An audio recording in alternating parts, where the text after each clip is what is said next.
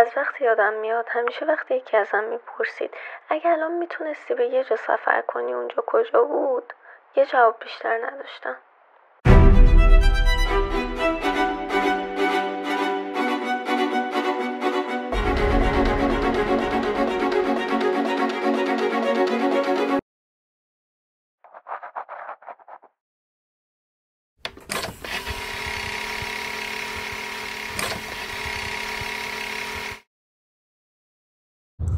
سلام بچه‌ها، امروز میخوایم با هم بریم و یه هفته ژاپن رو بگردیم. 長らくお待たせいたしました。日本航空9便並びにコードシェアアメリカン航空582便東京行きはただいまより優先搭乗を開始させていた وقتی だき پامو ます。 داخل فرودگاه این کشور گذاشتم و دیدم که سوپر ماریو داره بهم خوش آمد میگه، فهمیدم که این همه ماه صبر کردن ارزش این سفر رو داشت. اولین کاری که کردم برای خودم یه ای سیم گرفتم که طول سفر اینترنت داشته باشم و بعد سوار اتوبوس شدم که برم هتل. はい、ご乗車お疲れ様でございました。まもなく池袋駅に到着でございます。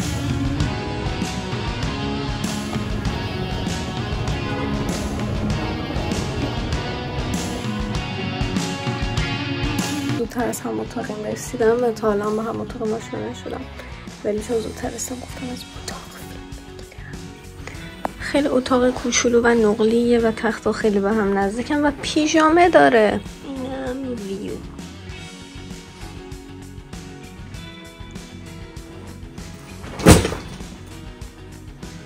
اوپس. دستشویشم خیلی کوچولوه. بعد از این باسنجورا داره.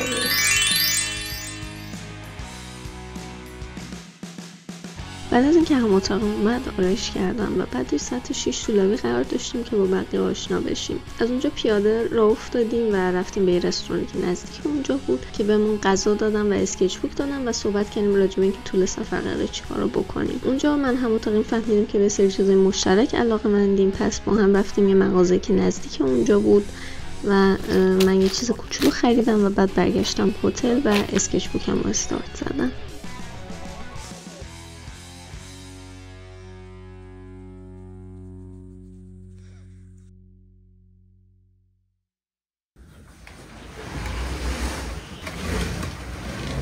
پلن سفر ما از قبل تعیین شده بود و ما هر روز سر ساعت 8 با اعضای تور قرار داشتیم تا توی لابی هتل همدیگر رو ببینیم و ما اکثر رفت آمدمون تو توکیو یا پیاده بود یا با مترو. و سیستم متروی توکیو واقعاً پیچیده است، مخصوصا در مقایسه با بانکوور که کلا 3 تا خط بیشتر نداره. ولی من مفتخرم اعلام کنم که توی اون چند روزی که اونجا بودم سیستم متروشون رو یاد گرفتم و توی اون یک هفته که تنها بودم همه رفت آمدامو با مترو انجام دادم. ایستگاه‌های متروشون، مخصوصا ایستگاه مترو اصلی، واقعا مثل مرکز خرید میمونن، نه فقط به خاطر اینکه شلوغن و این داستانا، ولی چون همونقدر هم مغازه دارن. یعنی مغازه‌های اصلی مثلا موجی و یونیکلو که برندهای معروف ژاپنیان توی ایستگاه مترو خیلی کژوال مغازه دارن و کلی هم رستوران و گروسری استور و این داستانا توی همون ایستگاه متروشون هست و خیلی بزرگن. یعنی توشون گم بشید ممکنه پیاده از یک ایستگاه دیگه سر در بیارید. ایستگاه اول ما یک چایخونه‌ای بود توی منطقه آساکوسا. تایمی که ما رفتیم اونجا فستیوالی داشت برگزار می‌شد، ولی این باعث شده بود که از حالت عادیش هم شلوغ‌تر باشه. چایخونه که رفتیم یه جای بامزه با سقف کوتاه بود که توسط چند تا خانم ژاپنی مدیریت می‌شد. اونجا ما رو زمین نشستیم و یه خانمی تو کیمونو ازمون پذیرایی کرد. بعد برامون مراسم سنتی چای ماچا رو برگزار کرد. بعد از تاریخچه ماچا گفت و بهمون فرهنگ درست ماچا خوردن رو یاد داد. بعدش هم بهمون یاد داد که خودمون چطوری ماچای سرمونیال درست کنیم. بعد از مراسم ماچا خوری بهمون چند ساعت وقت دادن که منطقه آساکوسا رو بچرخیم.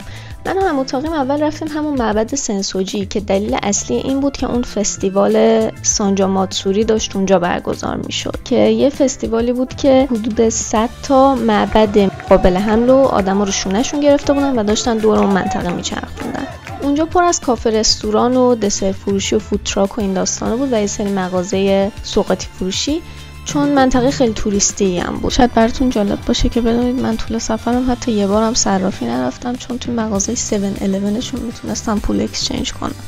در نتیجه این بینی که تایم داشتیم همون کارم انجام دادم.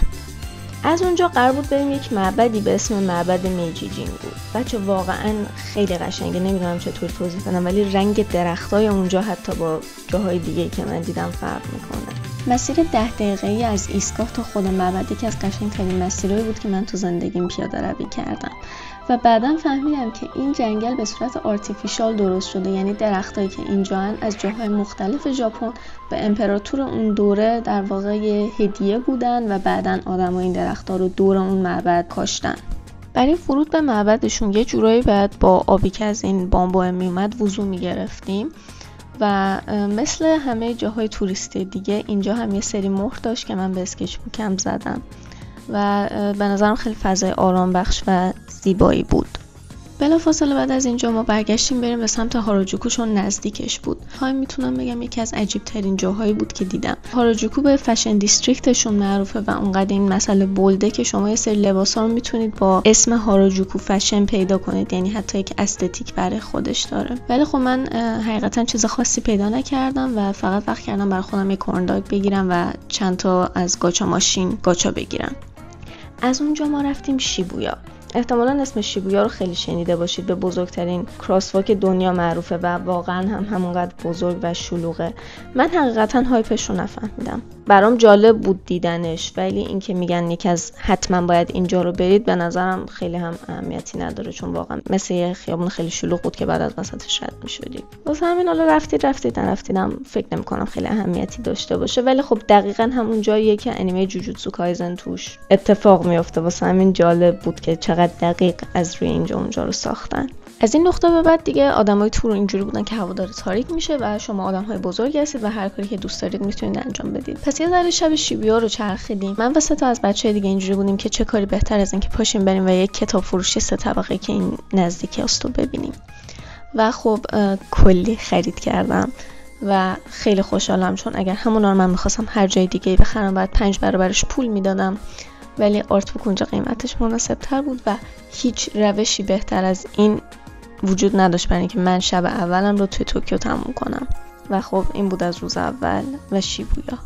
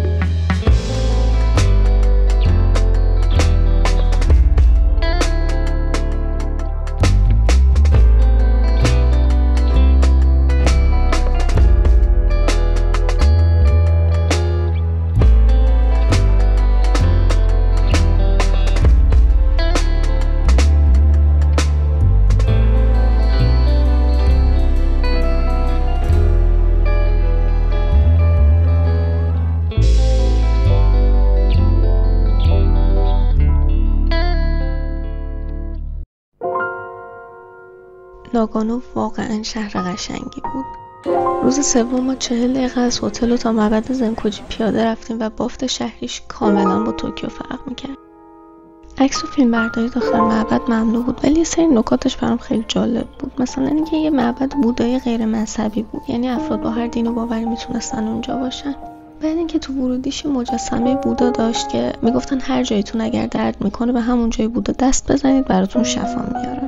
بعد زیر تالار اصلی معبد یه راهروی خیلی خیلی تاریک داشت که میگفتن توش کلید مخفیه. اگه اون کلید رو پیدا کنید اون کلید رستگاریه، که خب خیلی سمبولیک بود چون داری یه مسیر خیلی خیلی تاریکی رو میری که تهش به پله و روشنایی میخوره. یه شانس خیلی خوبی که ما آوردیم این بود که دقیقاً تایمی که ناگانو بودیم توی موزه هنری اون شهر داشت نمایشگاه جیبلی برگزار میشد. موزه اصلی جیبلی چند شهر اونورتره و خیلی رفتن بهش سخته. بخش به بخشش قوانین عکس برداری فیلم برداری متفاوتی داشت، برای همین من خیلی زیاد عکس و فیلم نگرفتم، ولی تهش بابا برام فال گرفت.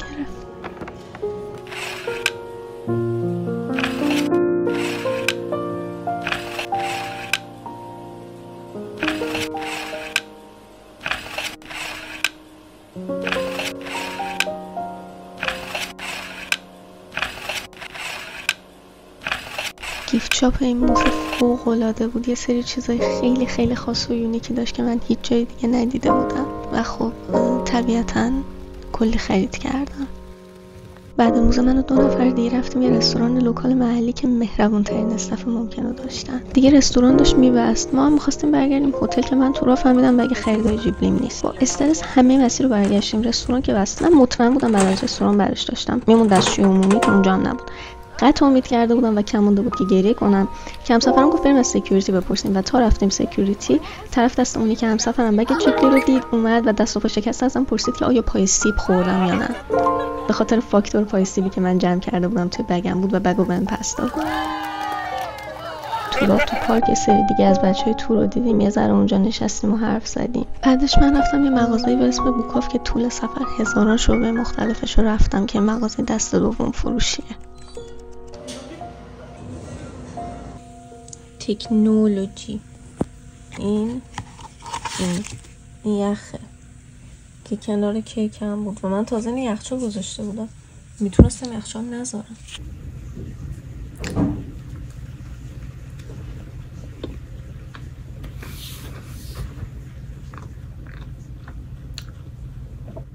نوخامه‌ای های ما خیلی خیلی بهترن. غذای سالم و اینم یه حدی داره دیگه، این شیرین نیست.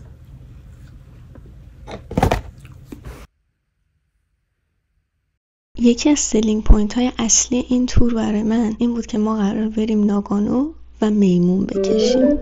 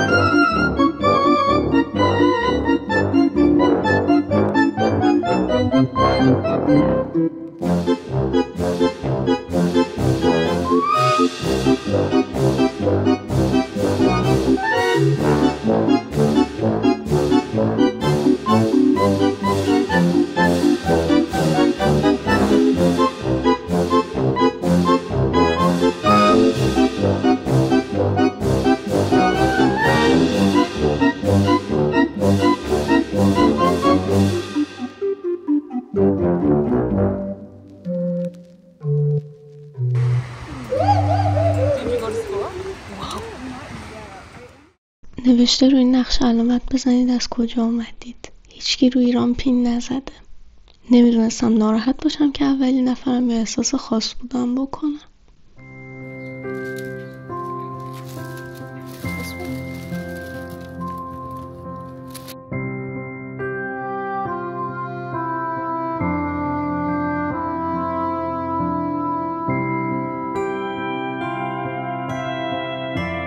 ناگانو به سیباش معروفه. حتی شهرش کرکتر مسکات داره که شکل سیبه، یه خرس سبز که کلاه سیب سرشه. واسه همین اگه رفتید حتما دسرایی که طعم سیبن رو امتحان کنید. خیلی دوست داشتم موزه هوکوسای برام، ولی وقتی رفتیم بسته بود. در نتیجه فقط تونستم از گیفت شاپش یه سری سوغاتی بخرم.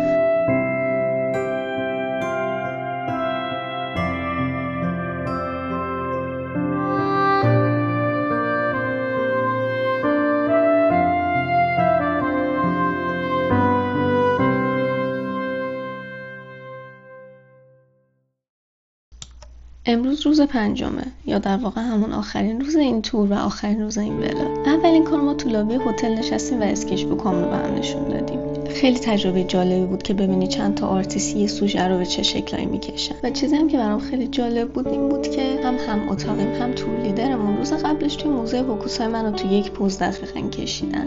بعد اسکچ بوک تور و آخرین رول کال دوباره با بولت ترین که خود ژاپنی هم بهش میگن شینکانسن برگشتیم توکیو، چون پرواز برگشت همه اکثرا از توکیو بود. و قطار بولت ترین obviously همون قطارهایی که فیلم بولت ترین از روشون ساخته شده. به محض اینکه رسیدیم من هم اتاقی مستقیم رفتیم سمت هاراجوکو. این سری من با چشم مشتری بازم تو هاراجوکو دنبال لباس گشتم، ولی بازم چیز خاصی پیدا نکردم. چند تا پارکو هم رفتیم که یه زنجیره مرکز خریدن تو ژاپن. برای اولین بار تو زندگی مغازه ویوین وستفود رفتم و تایید میکنم که واقعا کیفیتش با قیمتش هم خونی نداره. به جز اون دیزنی استور رفتم و چند تا مغازه دیگه مثل پوکیمون سنتر و مغازه نینتندو. و در نهایت رسیدیم به شام آخر و خدافظی. این یه هفته خیلی زودتر از چیزی که فکرشو میکردم تمام شد. خدافظی نسبتا سختی بود. این سفر و این تور یکی از بهترین تصمیماتی بود که من توی چند سال اخیر توی زندگیم گرفتم و عمیقا خوشحالم که فرصت اینو داشتم که تجربهش کنم. با کلی آرتیست جالب آشنا شدم و خیلی چیزا از تک تکشون یاد گرفتم و این چیزی که هر سفری با آدم نمیتونه بده. و خیلی خوشحالم که به ترسم غلبه کردم و چند روز بیشترم موندم و ژاپن گشتم، چون واقعا یه هفته برای ژاپن خیلی کم بود.